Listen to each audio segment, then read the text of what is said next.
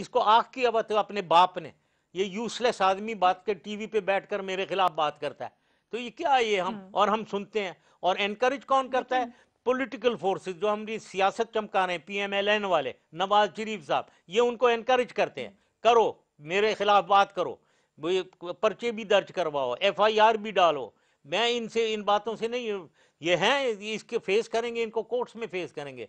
मुझे उम्मीद है कि ये कोर्ट, हमारे जो जजेस हैं, इनको समझ होनी चाहिए ये खेल क्या हो रहा है पाकिस्तान के साथ, ये सियासत कर रहे हैं। मैं हमेशा कहता रहता हूं कि लॉ एंड ऑर्डर टेररिज्म के साथ और मईशत के साथ सियासत मत करो, इन चीज़ों में पाकिस्तान को बहुत नुकसान होगा, और वो करवा रहे। But with due respect general साहब, सियासत आपने कहा, नवाज शरीफ साहब की पार्टी के साथ जो लोग मिले हुए हैं, जो आपके दुश्मन हैं या आपके खिलाफ हैं या जो सियासी तौर पे आपके खिलाफ है, वो है। लेकिन आप पीपल्स पार्टी को देख लें, जरदारी साहब एनआरओ के बाद से काफी अर्से तक पीपल्स पार्टी की तरफ से आपकी खिलाफ इतनी आवाज नहीं उठती थी और यही समझा जाता था कि एनआरओ डील के तहत वो आपके खिलाफ नहीं बोलते।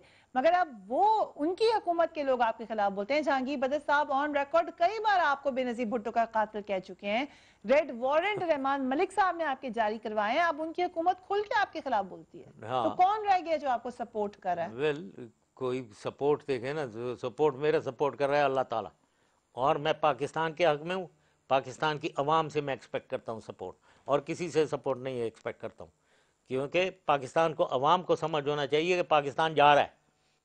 ये ना हो कि पाकिस्तान से हम हाथ, खुदा न खास्ता हाथ धो बैठे, तो ये अगर होगा तो फिर यतीम बन जाएंगे सब हम। इस बात की समझ होनी चाहिए किस रास्ते हम जा रहे हैं, और अवाम को समझ होनी चाहिए। और ये जो आप कह रही हैं कि मेरे खिलाफ हो बेनज़ीर का, वो बेनज़ीर के केस में मैं किधर मुलव्वस हो गया? लेकिन जो कर रहे हैं वो अल्लाह ताला उनको हिदायत दे, ये वही अपनी सियासत चमका रहे हैं, अपने जियालों में पॉपुलर होना चाह रहे हैं, जबकि खुद ही ये रहमान मलिक साहब, ये क्या, ये खुद अपनी कार में उसके पीछे थे, भाग गए थे उधर से, पता नहीं क्यों भाग गए थे, किस सिलसिले में। और जो वहाँ वो, मुझे याद है वो शहनशाह, खालिद शहनशाह जो है, वो बेनज़ीर के रोस्ट्रम के साथ खड़ा हुआ, पता नहीं उल्टी सीधी हरकतें कर रहा था, कभी हाथ गले पे हाथ फेर रहा है, कभी नीचे हो रहा है, ऊपर हो रहा है। और वो कौन था भाई? और वो वहाँ फिर कराची में जाकर उसको कत्ल कर दिया गया। उसको कत्ल किसने किया? कत्ल उसको रहमान डकैत ने किया, जो ये लियारी का था।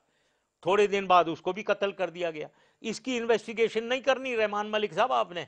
और फिर दूसरा, उसकी बेनज़ीर की सिक्योरिटी तो A1 थी, एक्सीलेंट, एक्सीलेंट सिक्योरिटी। मैं खिराज तहसीन पेश करता हूँ तमाम पुलिस वालों को और इंटेलिजेंस के, पूरी वो 2 घंटे 3 घंटे उधर रही हैं और बॉम्ब प्रूफ गाड़ी में आकर बैठ गई, सेफ, सेफ एंड सिक्योर। किसको क्रेडिट जाता है? वो सिक्योरिटी वालों को क्रेडिट जाता है। फिर वो हैच खोलकर ऊपर निकल गई, क्यों निकली? किसने कहा था? ये उनके वो मोबाइल टेलीफोन पे प्रूफ मिलेगा, एविडेंस मिलेगी, वो मोबाइल टेलीफोन ही गायब हो गया। ये नहीं इन्वेस्टिगेट करना है रहमान मलिक साहब आपने, तो ये करें जी। ये खाम खा मेरे बारे में, मैं किधर, कोई प्रेसिडेंट का काम है सिक्योरिटी देना किसी को? किसी को सिक्योरिटी प्रेसिडेंट का काम नहीं है। और अगर प्रेसिडेंट का काम है तो फिर ये जितने भी कत्ल हो रहे हैं वगैरह, ये उसके ऊपर फिर तो ये आसिफ जरदारी के ऊपर केस होने चाहिए। तो ये ऐसी खामखा की बातें हैं, सब जानते हैं कि ये खामखा लेकिन की वो तो बातें हैं। बेनजीर भुट्टो भी अपनी प्रेस कॉन्फ्रेंस में 18 अक्टूबर के बाद हुकूमत पे इल्जाम लगा के गई थी, खुद बेनजीर भुट्टो। किसको इल्ज़ाम लगा दिया था? बेनजीर भुट्टो ने कहा था कि लाइटें सही नहीं चली थी। वो तो खुद बीबी कह के गई थी कि उनको आ, सिक्योरिटी सही नहीं मिली है, वो वो खुश नहीं थी सिक्योरिटी कोई से। कोई वो उन्होंने नाम वाम कुछ लिए हैं सिक्योरिटी, बिल्कुल गलत हैं वो, मैं उससे बिल्कुल नहीं एग्री करता हूँ। हमने तो इनको यहाँ तक कि मैंने खुद ने टेलीफोन पे बताया था कि वहाँ कराची में हमें यूएई से इंटेलिजेंस रिपोर्ट है, बहुत हाई लेवल की इंटेलिजेंस है कि आपके ऊपर हमला होने वाला है, ना जाएं आप ऑन रोड। मैंने बताया था उन्हें टेलीफोन पे खुद। और फिर ये इसके लियाकत बाग पे पहली दफ़ा जाने पे मैंने रोकवाया था, मैंने कहा था कि भाई इनको एडवाइस करें ना जाएं वहाँ। और वो, और जब रोका गया, उन्होंने एक शोर शराबा हुआ कि जी ये बिल्कुल पॉलिटिकल वो एक्टिविटी हमने बंद किया हुआ है। कोई ऐसी बात नहीं थी, उनको पूरी इजाज़त थी मूवमेंट की। अगली दफ़ा फिर वो जाने लगी, फिर चली गई। तो ये सारी चीज़ें हुई हैं, मेरा कोई ताल्लुक नहीं तो है इससे। आप किसको जिम्मेदार समझते हैं बेनजीर भुट्टो के कत्ल का? आप पे तो इल्जाम लगा दिया उन्होंने खुल के, आपको वो कातिल जिसने कहते हैं। इल्ज़ाम लगा आप किसको कातिल कहते हैं कातिल बेनजीर मैं इस भुट्टो का? किस्म की स्टूपिड बातें नहीं करता हूँ कि कातिल, मैं किसी को कातिल कह दूँ जबकि मुझे मालूम नहीं है। मैं सिर्फ इतना ही कह सकता हूँ कि कुछ एविडेंस हैं जिनको इन्वेस्टिगेट करना चाहिए। जैसे मैंने कह दिया है, खालिद शहनशाह की किलिंग विलिंग, इसका मालूम करना चाहिए कौन था ये खालिद अच्छा, शहनशाह। उसकी बड़े वो आपने अहम टेलीफोन पॉइंट्स का, उठाए हैं। मोबाइल टेलीफोन का मालूम करना चाहिए, वो क्या था, क्यों हम्म गायब हुआ। और फिर ये रहमान मलिक और बाबर अवान, ये पिछली गाड़ी में बैठे हुए थे, ये और जनरल तौकीर, ये तीन थे। ये क्यों भाग गए वहाँ से, क्यों, किस सिलसिले में गए, क्यों बेनज़ीर के साथ नहीं गए या उनको उठाकर या उनके लेकर जाते हॉस्पिटल, क्यों नहीं गए। ये चीज़ें इन्वेस्टिगेट करें, इनसे शायद कुछ एविडेंस मिले। चौधरी परवेज इलाही का नाम भी वैसे वो लिख के गई थी। आप ही की बात को कंटिन्यू कर रही हूँ, वो अब हुकूमत के साथ ही बैठे हैं, जरदारी साहब के साथ बैठे हैं। परवेज मुशर्रफ साहब हमारे खुसूसी गेस्ट हैं, उनके साथ हम खुसूसी गुफ्तगू करें, मगर वक्फा लेंगे। उसके बाद आप लोग भी ज्वाइन कर सकते हैं इस गुफ्तगू में। You can tweet us on फरिया@ और you can write to us at newsbeat@sama.tv। और आपके कॉमेंट्स हमारे साथ साथ इस इंटरव्यू में चल रहे हैं, जैसा कि आप देख रहे होंगे। वक्फे के बाद मिलते हैं। Keep watching न्यूज़बीट। ब्रेक के बाद देखिए साबिक सदर परवेज मुशर्रफ बिजली के बहरान के हवाले से क्या इंकिशाफात कर रहे हैं। झूठे लोग, बेईमान, खुद खा गए हैं पैसे, खुद बेईमानी कर रहे हैं और बात कह रहे हैं मेरे, क्योंकि आसान तरीन बात है कि मैं बाहर बैठा हूँ मेरे ऊपर डाल दें। एक बेईमानी का बाजार लगा हुआ है, तो यही है। वो नवाज शरीफ को देखे, वो कह देता है कोस्टल हाईवे और वो ग्वादर पोर्ट मैंने बनवाया। वो भाई, वो उसके तो ओपनिंग भी मैंने की थी।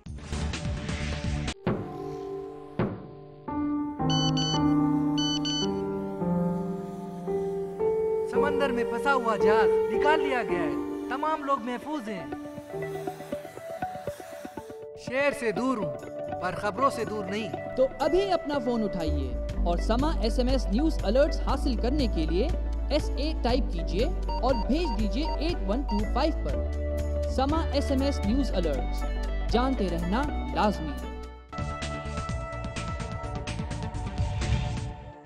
वेलकम बैक, न्यूज़ बीट का खुसूसी प्रोग्राम। और आज मेरे स्पेशल गेस्ट हैं परवेज मुशर्रफ साहब, जिससे हम मुख्तलिफ चीज़ों के बारे में सवाल पूछ रहे हैं। फिर चलते हैं मुशर्रफ साहब के पास। अच्छा, मुझे ये बताइएगा मुशर्रफ साहब, आप इमरान खान को कई दफ़ा सपोर्ट कर चुके हैं, अभी भी करते हैं आप सपोर्ट उनको वर्बली? नहीं, देखें, मैं इमरान खान को सपोर्ट से क्या मतलब, मैं ये कहता हूँ, मैं तो पाकिस्तान, जैसे मैंने कहा सबसे पहले पाकिस्तान में हमेशा सोच रख रहा हूँ कि पाकिस्तान को कैसे बचाना है। इस वक्त पाकिस्तान खुदा न खास्ता बहुत ही डेंजरस सिचुएशन में है।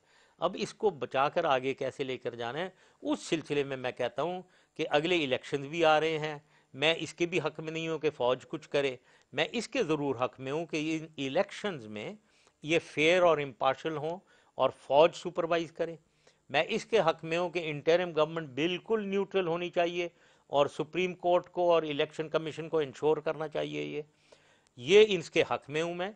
और मैं इसके हक़ में हूँ कि पॉलिटिकल स्टेटस को PMLN और पीपल्स पार्टी दोनों तीन दफ़ा गवर्न किया है और तीनों दफ़ा ये फेल हुए हैं। तो इसलिए इसको तोड़ना है और नई एक पॉलिटिकल फोर्स इमर्ज होनी चाहिए। उस सिलसिले में ये ज़रूर मैं कहता हूँ कि इमरान खान की PTI जो है, ये एक एलिमेंट है जो अनट्राइड है। लेकिन इनको, मुझे उम्मीद है कि अनट्राइड ज़रूर हैं, लेकिन इनको गलतफहमी अपने बारे में नहीं होनी चाहिए कि ये जीत जाएंगे। तो इसलिए इनको एक कोलिशन होनी चाहिए, एक लाइक माइंडेड कोलिशन हो जाए जो जीत सके और गवर्नमेंट बना सके इन फ्यूचर। तो ये चीज़ें हैं जिसके बारे में मैं लेकिन कहता फिर हूँ। अगर आप समझते हैं इनको ट्राई करना चाहिए, तो आपको तो मौका मिला था इमरान खान को ट्राई करने का, आपने क्यों नहीं ट्राई किया उनको, क्यों नहीं बनाया वज़ीर आज़म? ये आप पीछे चली गई बहुत, उनको ट्राई करने का कोई मौका नहीं। उस वक्त सिचुएशन और थी, उनके वो खुद ही छोड़ गए, वरना हो सकता है उनको मौका मिल जाता। वो खुद छोड़कर चले गए। आप जनरल पाशा की काफ़ी उनको बहुत तारीफ करते रहे हैं माजी में। नए ISI चीफ के बारे में क्या ख्याल है आपका? अब मैं उनको उनके बारे में और कुछ नहीं कह सकता हूँ अदर दैन कि प्रोफेशनल कैरियर ऑफिसर है। जहाँ तक DGISI का ताल्लुक़ है, ये एक बहुत ही हसास इदारा है और स्पेशली आजकल के ज़माने में जो ISI के साथ हो रहा है, वो एक बहुत ही पेचीदा डिफ़िकल्ट सिचुएशन है। उसकी हैंडलिंग आसान नहीं है। उसकी हैंडलिंग करनी, वो मैं अब देखेंगे कैसे वो हैंडल कर सकते हैं, लेकिन एक प्रोफेशनल अच्छे हाई कैलिबर ऑफिसर है। इस वक्त जो सबसे मेजर इशू है पाकिस्तानी अवाम का वो लोड शेडिंग का है, बिजली का है। हर बार हुकूमत के किसी लेवल के बंदे से आप बात कर लें, किसी आम आदमी से बात कर लें या टॉप पे चले जाएं हुकूमत के बंदे से, वो सब आपको कसूरवार करार देते हैं। वो कहते हैं आपने गलत पॉलिसीज बनाई, बगैर सोचे समझे बिजली दी, ना उसकी बहुत ज्यादा पेमेंट हो गई। तमाम जो ये आपके जमाने की गलत पॉलिसीज हैं उसकी वजह से आज पाकिस्तान की बिजली खत्म हो चुकी है। ये मुझे हंसी आती है, झूठे लोग, बेईमान, खुद खा गए हैं पैसे, खुद बेईमानी कर रहे हैं और बात कह रहे हैं मेरे, क्योंकि आसान तरीन बात है कि मैं बाहर बैठा हूँ मेरे ऊपर डाल दें। और यही लोग जो अभी हैं इनके साथ हुकूमत में बैठे हुए हैं, हुकूमत में बैठे हुए हैं, परवेज इलाही साहब बैठे हुए हैं ना वहाँ, उनसे पूछ लें क्या बिजली की पॉलिसी थी पंजाब में, कितने लगे थे। ये गाजी बरोथा में क्या लगाया, किसने लगाया है ये 1550 मेगावाट किसने किया है। ये Bhikki wind thermal power project, nuclear, Chashma, ये किसने लगवाए। दूसरे ये कि पॉलिसी गलत थी, क्या बकवास मारे। पॉलिसी हमारी बहुत स्ट्रेटजीज हमने बनाई हुई थी और एक से एक अच्छी स्ट्रेटजी थी। बिजली गैस कहाँ चली गई पाकिस्तान की? अच्छा, बादशाह डैम का अप्रैल 2006 में आपने इफ्तिताह किया। हाँ। अभी कुछ दिन जाके फिर हमारी हुकूमत ने फिर उसी डैम का इफ्तिताह कर दिया। हाँ। तो ये कौन से डैम क्यों बार बार इफ्तिताह हो रहे हैं? तो बना कौन सा? बिजली कहाँ गई? गैस एक बेईमानी का बाजार लगा हुआ है।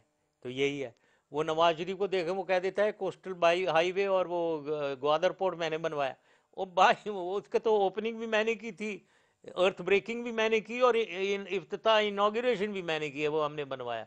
दूसरी, आप बिजली पे वापस आते हैं। बिजली इस वक्त तकरीबन 19,000 मेगावाट अवेलेबल है पाकिस्तान में जनरेशन, और इस्तेमाल हो रही है मैंने सुना है 10,000 मेगावाट से भी कम इस्तेमाल हो रही है। तो ये नहीं है कि बिजली नहीं है, जो मुझे कह देते हैं बिजली नहीं बनाई।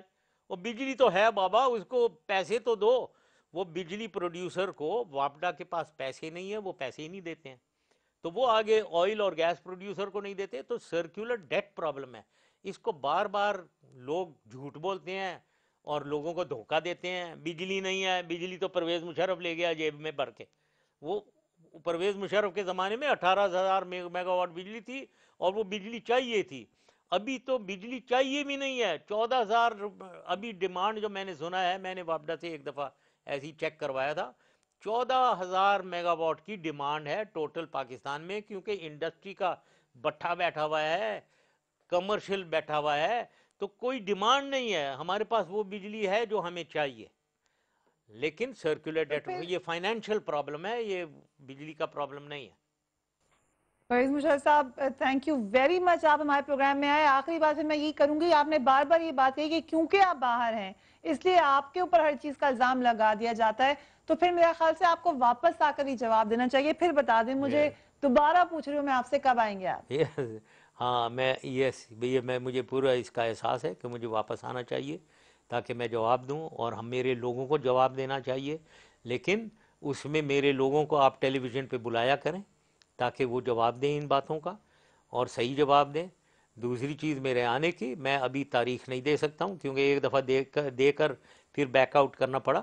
ये मैं माहौल देख रहे हैं, मेरे लोग जो हैं, मेरे एडवाइज़र्स, मेरे पॉलिटिकल सपोर्टर्स, वो जब मुझे एडवाइस करेंगे और हम सोचेंगे तो सही मौके पे आऊँगा मैं।